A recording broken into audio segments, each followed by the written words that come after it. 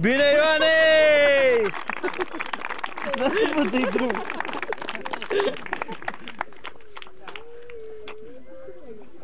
S-a strecurat, nu s-a clasat. Premierea va fi făcută de către arbitru șef al acestor două competiții, Marian Lăveanu.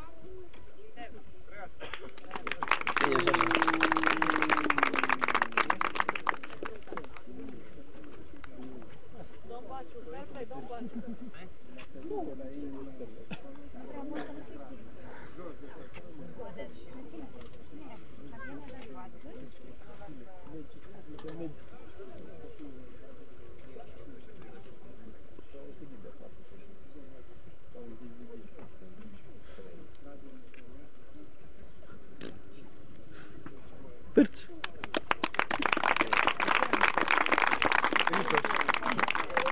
Băi, tu ai prins, mă, tot? Ai prins tot?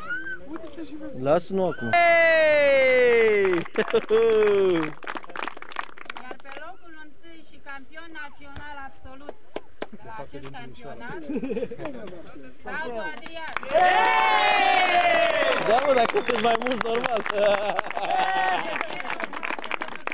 Păi vreau să... Unde e replica? Unde? O așteptam. Eu unul singur ce să strig? Ai slăbit mult, Savule, ca să ieși.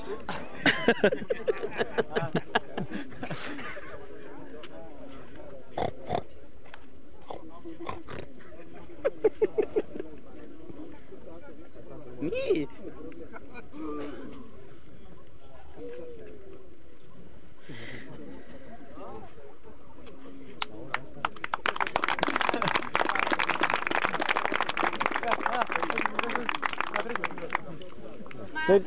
Las că mergem mâine la câmpia Turzii.